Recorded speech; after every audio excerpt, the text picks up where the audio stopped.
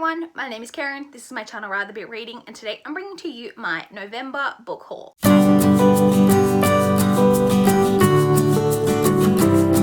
Alright, I don't really think I have much of an intro. Let's jump into the books that I got this month. We will, as always, start off with the library books that I picked up. I only picked up 4, which is a very good effort from me. So the first library book that I picked up this month is Take Down 20 by Janet Evanovich. This is, of course, book 20 in the Stephanie Plum series. I think there's like 26 or 27 of these out. So I've hit the 20s. I feel like I'm getting close, you know, to catching up on this, or closer now than I ever have been, which would be the true of every book that I've got. But excited to continue on with this. If you don't know, this is a contemporary chick lit type of story about a woman named Stephanie Plum, who is a bounty hunter, but she's a very inept bounty hunter, and a lot of hijinks and shenanigans ensue. So we have that. I then have Sad Cypress by Agatha Christie. This is the next book in the Hercule Poirot series that I need to read. I think this is like book 20 or 21 in this series. Sad Cypress is, I don't know, that title just throws me off because it doesn't feel like a Poirot title. I don't know why, but we've got kind of a creepy man peering through some glass in the rain or something like that. I don't know, but I love me a good Agatha Christie mystery, so I'm looking forward to reading that. I then have Darkness Falls by Kate Tiernan. This is the sequel to, oh, what was that book called? Immortal Beloved. I think this is just a trilogy, but Immortal Beloved kind of took me by surprise. I ended up enjoying it a lot more than I expected to, especially because the first few chapters I really didn't enjoy. This series follows immortals. So they're not vampires or anything like that, but they are like people who live for like centuries and centuries. They're very difficult to be killed. So looking forward to reading this sequel and seeing where the series goes. And then the last one that I picked up from the library this month was Giant Days Volume 10. This cover is so cute. I think I go back and forth always on which of my favorite is my favorite of the girls, but I think Esther's my favorite. This is Esther. But like, is she? If you ask me on another day, I'd probably say one of the other girls. I really love Susan. Oh, but I love Daisy too. I loved all of them. I mean, most of all, my favorite's McGraw. Let's be real. Can we get a glimpse of McGraw in here? Is he in here? I really hope he's in here. Oh, he is. I just spotted him. There's McGraw already. Okay. We've got McGraw in it, so I'm happy. So that's it. Those are the 4 books that I picked up from the library this month, which is a really good effort from me because if you saw my December TBR, you know that this month in particular, I'm focusing on reading as many library books as I can before we go into the new year. So lucky I didn't get too many in November to add to, because I want to go into 2020 with like not having a overwhelming stack of books to read. So those are the library books. Now to touch on the ebooks that I purchased this past month. So I actually did purchase 7 ebooks, which is quite a few for me. So the first one that I purchased was Let Me Lie by Claire McIntosh. This is a thriller. Claire McIntosh wrote, what's her famous one? Is it Let Me Go? Let Me Go? I Let You Go. I can see it on my shelf over there. I Let You Go, which I've read and enjoyed. And I also own one of her others, I See You, I think is called. And then I saw this one on ebook, and so I thought I'd grab it. This one is about a woman whose both her parents have died, and both have been at different times, I believe, and both have been ruled suicide, but she doesn't believe that.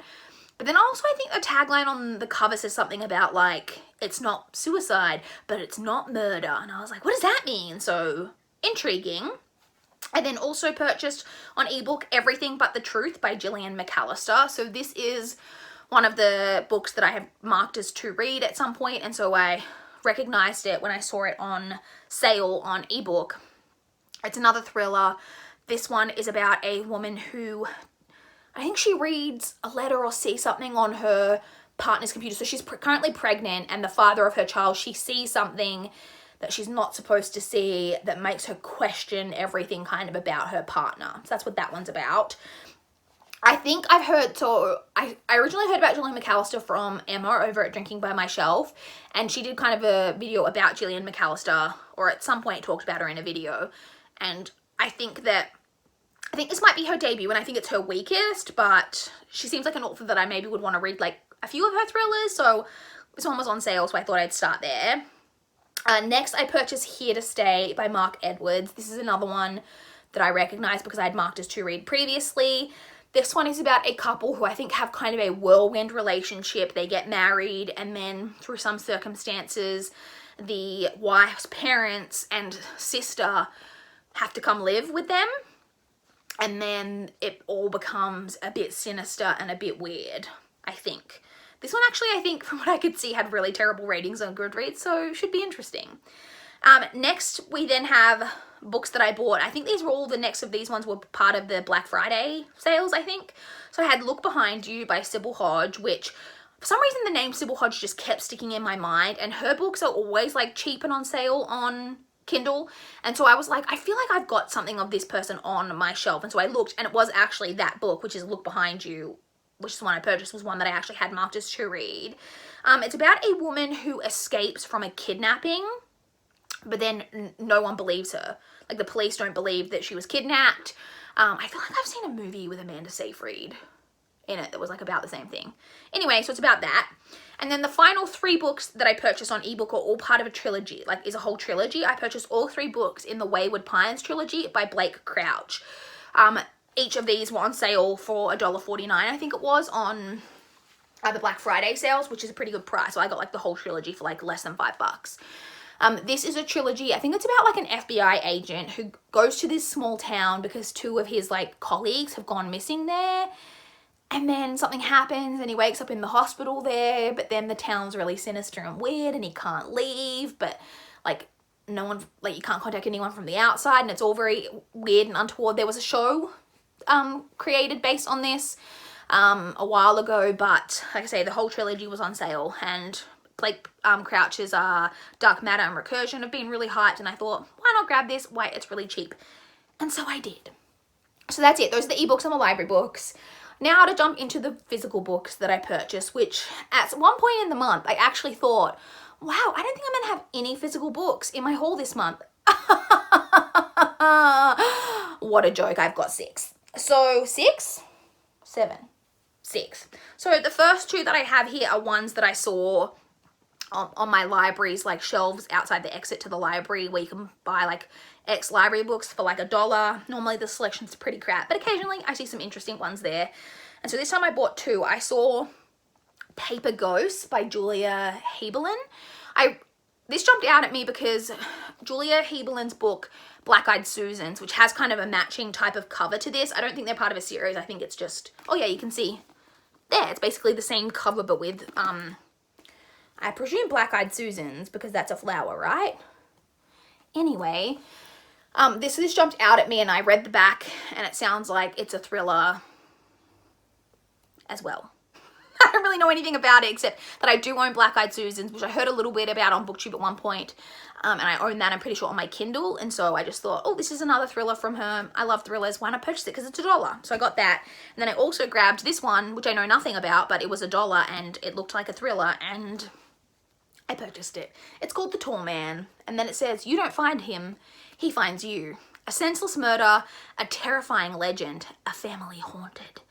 Oh, and it looks like it's set over different time periods, because we've got like 1990, 2000, and 2018 all listed on the back. So I'm excited that part of it is set in the 1990s, because I myself am a 90s child. Not a 90s baby, I'm an 80s baby, but I was born at the late 80s, so spent most of my childhood in the 90s. And then was a teenager in the aughts, or noughties, if you will. Anyway, so there's that. Like I said, I got those 2 from my like library sale. And then I had an appointment at my local shopping center, and I caught the bus. So I parked at the interchange there so I could like get the bus, which is right. The bus interchange is like connected to the shopping center kind of. And so I can park in the like park and ride center, which means I can then get the bus from there into work. And then when I get the bus back, I can go into the center and then just go to my car. So I did that, but my appointment wasn't until 6:15 in the evening, and I get off the bus at the interchange at like around 5. So I had like over an hour to kill. And so I went, I did some like browsing and some kind of shopping, and I was in Target, I believe that it was, and I was like, well, I'm not going to have any books in my haul this month really, except for those 2 from the library shelves, so I guess I could treat myself to a book. because this is how I justify things to myself. And so I ended up purchasing The Lost Man by Jane Harper. This is Jane Harper's standalone thriller, I believe. She wrote the Dry series, but I believe this one is just about, is a standalone. And I think it's about a body or a grave or something that's found like out in the middle of nowhere in the outback. Something like that. Like I said, I've heard a lot of praise for Jane Harper. And this was $10, which is a really good price for an adult book in Australia. So I grabbed that. So we have those three, and that's how I ended up with those. And then I got an email from QBD, which is a book chain in Australia, that they were doing a special VIP day for their like rewards members, of which I am one. And so I was like, okay, well, and bookstores in Australia very, very, very rarely have sales. And I will say that our sales are shit. So the sale was 25% off, but I didn't realize till I got there that like in the small print, it was only 20% off fully priced items. So if anything already had a discount on it, you didn't get the 20% off. And not only that, but you didn't earn any rewards points on anything that you got the discount on, which is really crap as well. So I didn't go super crazy, but I did end up with 3 things. So I ended up purchasing Last Time I Lied by Riley Sager. So this was $20, so 20% off. I got this for like $16, which is a good price for an adult book in Australia. Really, like, not as good as 10, but still a good price. This is, I think, Riley Sager's second book. I already own Final Girls, and so I own this one, and I purchased, I think it was last month or the month before, his most recent one on Kindle. So now I technically own all 3 of them, and I'm looking forward to getting to his books and reading them. This one I think is set at a summer camp, which I don't know why, but I am so drawn to summer camp as a setting in any way. I think it's because I always wanted to go to like summer camp, because it always seems so intriguing, because like in Australia that's not a thing. And like, so whenever I'd see movies and stuff, you know, like childhood movies about camp and stuff, it always like looked so interesting. And so even as an adult, I'm like fascinated by the like concept and that as a setting, and a thriller set in that type of setting I'm totally here for. So I grabbed that one. And then also purchased Unbelievable by T. Christian Miller and Kim Armstrong. This originally had a title of A False Report, I believe it is. This is a non-fiction, and I was interested in this from back when I very first heard about it, when it was called A False Report. And then a Netflix show was created based on this called Unbelievable, and so this is like the Netflix edition, which is fine. Like, this cover doesn't bother me.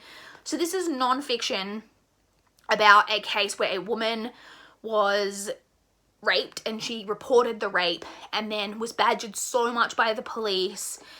They didn't really believe her, and she was badgered so much about it that she ended up revoking her, that's not the word. What's the word called when you take back your report? Anyway, she recanted her statement and said, yes, okay, I made it up, it's not true, because she was so pressured by the police. Then come to find out through some other, I think like FBI detectives or something like that, that there were a string of like connected rapes, of which hers was one, and it wasn't a false report. She was being truthful, and it's about that kind of case.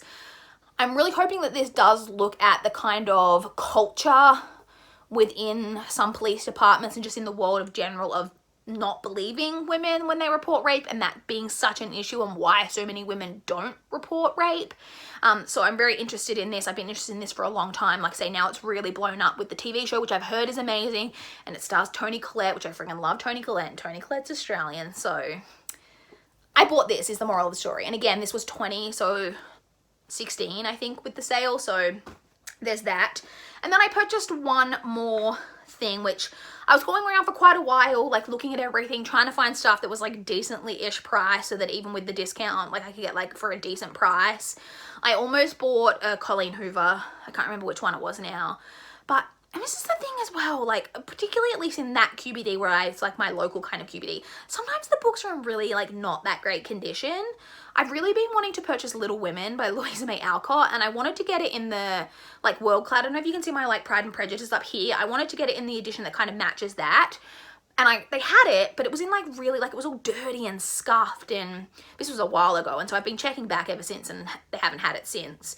But I had this Colleen Hoover book, but it was like all like it had a tear like on the spine, then the other copy was kind of bent, and I was just like, oh, I don't want to pay like full price, or like technically 20% off, but whatever, like still pay like $16-ish for a book that's like kind of beat up. Like, I just couldn't do it. Anyway, so I'd been walking around for quite a while trying to find something else to buy, and then I'd resigned myself that I was just going to get those two that I'd already picked out, and that was going to be that. And then right as I went to the counter to pay, they had a display, and I was like, oh, those are really pretty. And so I purchased another copy of Pride and Prejudice by Jane Austen. I had never seen these editions before, so it's kind of metallic-y, kind of. And then it's got these silver edges, like gilded edges almost. I don't know if you would describe that as.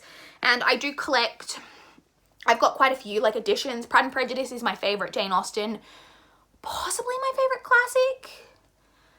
I kind of go back and forth on that a little bit, but I do really love Pride and Prejudice, and so I like to collect editions of this. And this was originally $40, and I didn't get the discount on this because it was already on sale, but it was on sale for down to $20, which is a pretty good price, I feel like, for this kind of really nice edition. And I'm tempted to go back because I actually didn't, I think in hindsight, like something in my subconscious made me go when I got home, wait, did they have this edition of Little Women? Because I've been trying to buy that because I've read Little Women before, but I want to re-buy it. And why am I leaning so far forward again? I always do that.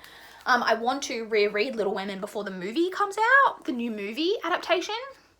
But I don't know that that's going to happen because I just don't think I'm going to be able to get my hands on a copy in time. But anyway, I think maybe there's a Little Women edition of this, so I should go back and see if I can get it. But anyway, I got this. I thought it was a really pretty edition, and I figured, why not? It's not adding to my TBR, so it doesn't even really count. Or at least that's what I tell myself.